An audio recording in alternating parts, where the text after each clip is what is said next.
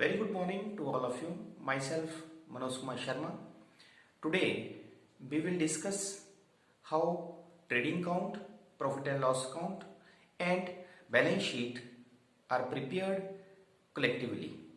इस वीडियो के बाद आप ये सीख पाएंगे कि किस तरह सबसे पहले व्यापारी खाता बनाया जाता है और उसके बाद लाभ हानि खाता बनाया जाता है और फिर स्थिति विवरण बनाया जाता है।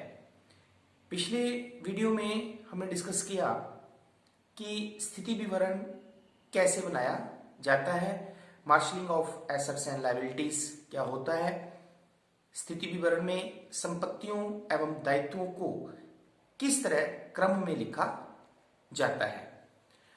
तो आज के इस वीडियो में हम एक न्यूमेरिकल की सहायता से सबसे पहले ट्रेडिंग काउंट बनाएंगे, उसके बाद प्रॉफिट एंड लॉस काउंट बनाएंगे और फिर हम बैलेंस शीट बनाएंगे।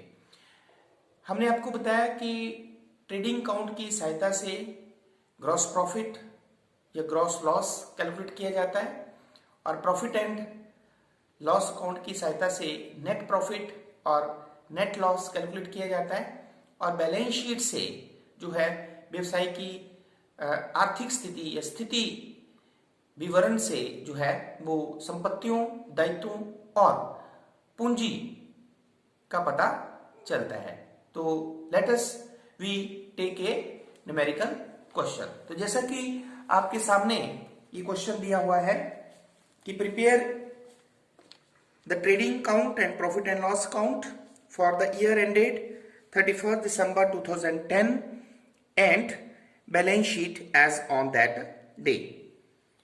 तो expenses salaries 475, rent 225, then general expenses 638, then wages 1015, carriage 619, discount 712, debtors 10,000, machinery 15,000, building 20,750, then opening stock 2,775, purchases 35,000, gas and water 5,775, sales return 640, cash in hand 780, cash at bank 920, then we have given sale 50,090, creditors 6,634, commission 5,000, bills payable 10,980, purchase return 620 and capital 22,000. So let me start. हमें पता है कि trading count और profit and loss account जो है वो एक nominal account होता है। तो सबसे पहले हम at the top we will write trading comma profit and loss account for the year ended, जो भी आपको दिया हो 31st December 2010. Then all we know that we have T format, left hand side debit side, right hand side is a credit side, left hand side again दो part, particulars, then amount, similarly credit side particulars, then amount। तो क्योंकि हम trading count और profit and loss count जो है वो इकट्ठा बना रहे हैं और ट्रेडिंग काउंट में हमने आपको बताया है द फर्स्ट आइटम जो हम लिखते हैं that is opening stock. So to opening stock आपके पास दिया है, it is 2,775, 2,775। Second is purchases, लेकिन परचेजेस को ऑर्डर कॉलम में लिखने से पहले हमने आपको बताया है कि अगर रिटर्न है तो लेस करेंगे, तो परचेजेस हमें दी है 35,000, लेस कर देंगे हम परचेज रिटर्न जो कि हमें दी गई है 620, तो डिडक्ट करके हमारे पास आया 34,380। Now we will write direct expenses. तो हमारे पास डायरेक्ट एक्सपेंसेस जो है that is first is wages. Direct expenses वो एक्सपेंसेस जो रॉ मटेरियल को परचेज करने से लेके उसको फिनिश्ड गुड्स में कन्वर्ट करने तक किए जाते हैं, तो 1,015 रुपए। Then carriage also direct expenses, तो टू कैरेज 619 रुपए। देन हमारे पास है गैस एंड वाटर, तो टू गैस एंड वाटर 5,775। ठीक है, तो यही हमारे पास डायरेक्ट एक्सपेंसेस थे।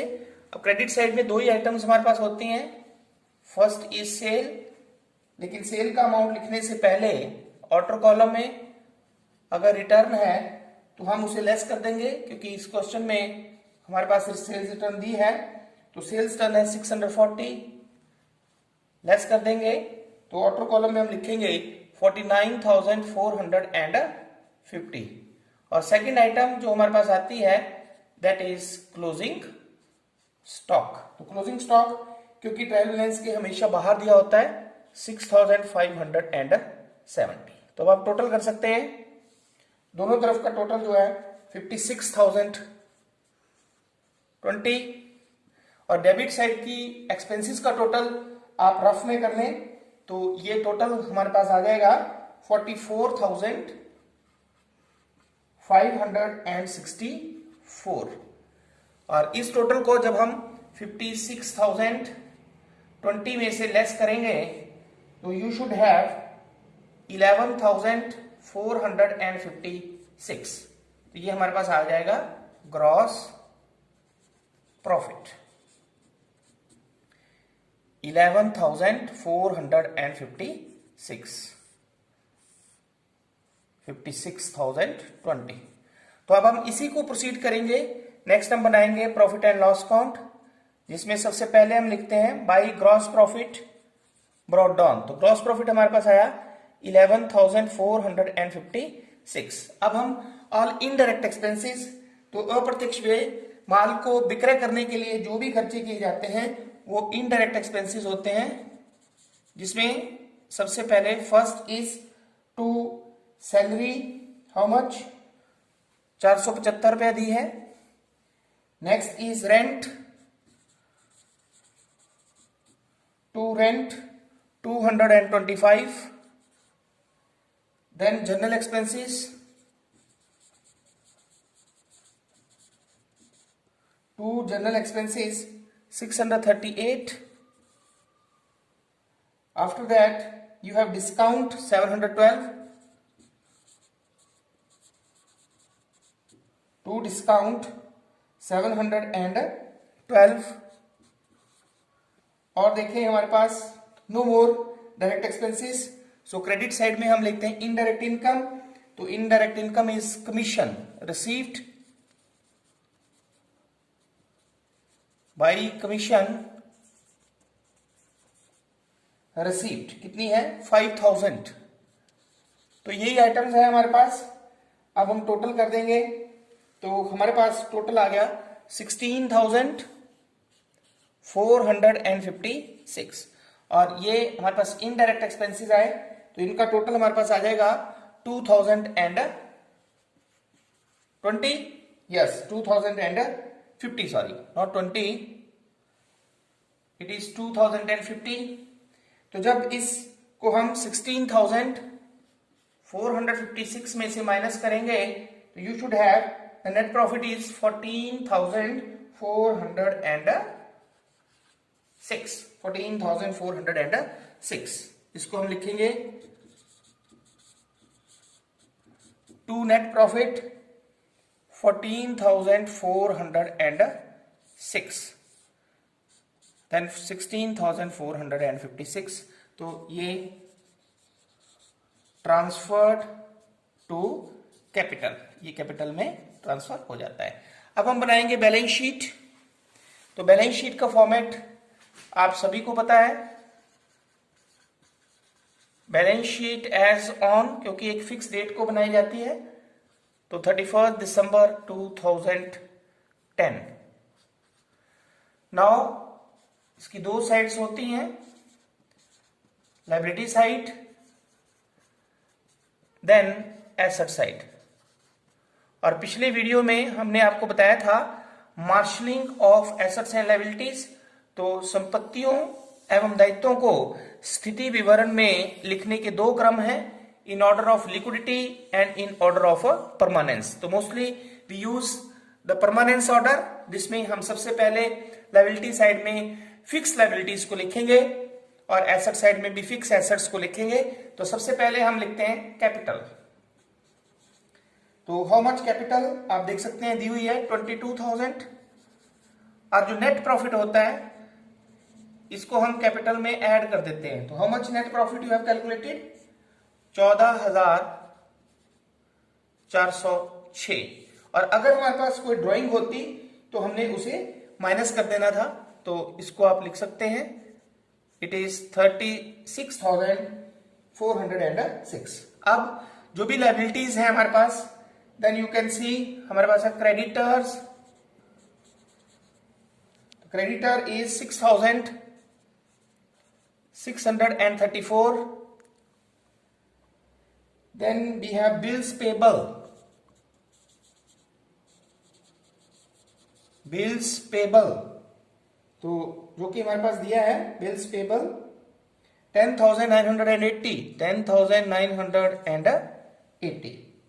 तो बस यही तीन आइटम्स है हमारे पास liability side. Now we will write in the asset side. तो firstly will write the fix asset, जिसमें आप देख सकते हैं building,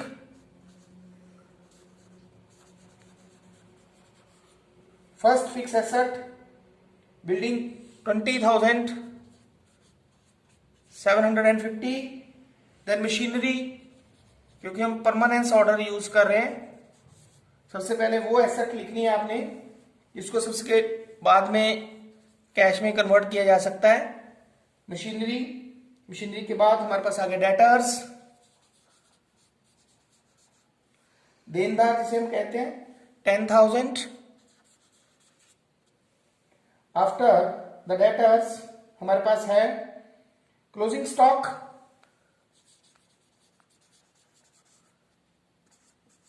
closing stock 6,570। Cash in hand, तो कैश इन हैंड जो है वो 780।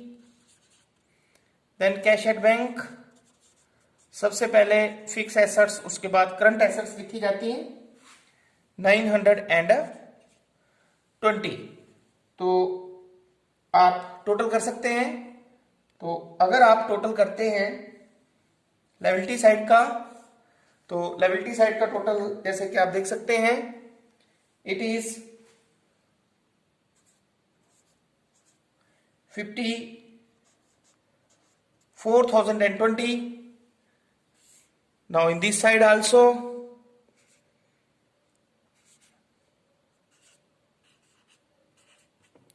54,020। यहाँ पे ये बात ध्यान में रखनी है आपने कि आप देख सकते हैं कि जो क्लोजिंग स्टॉक है इसको हमने दो जगह लिखा है। एक हम क्लोजिंग स्टॉक को हमने ट्रेडिंग अकाउंट की क्रेडिट साइड में लिखा है और एक हमने उसे बैलेंस शीट की एसेट साइड में भी लिखा है। ओके, तो क्लोजिंग स्टॉक जो है वो दो जगह लिखा जाता है, एक ट्रेडिंग अकाउंट की क्रेडिट साइड में और दूसरा बैलेंस शीट की एसेट साइड में। तो इस तरह से आज के वीडियो में हमने देखा कि किस तरह से हम ट्रेडिंग अकाउंट बनाते हैं, फिर ट्रेडिंग अकाउंट के साथ हम प्रॉफिट एंड लॉस अकाउंट बनाते हैं और फिर हम बैलेंस शीट बनाते हैं। और according to balance sheet the both the sides assets जो है these are always equal to liability plus capital। Okay, trading account में हम डायरेक्ट एक्सपेंसेस को लेते हैं, all these are the direct expenses, और प्रॉफिट एंड लॉस अकाउंट में हम इनडायरेक्ट एक्सपेंसेस को लेते हैं। तो आई होप इस वीडियो के माध्यम से आपको trading account, profit and loss account और बैलेंस शीट बनाना जो है वो समझ में आ गया होगा। Thank you very much.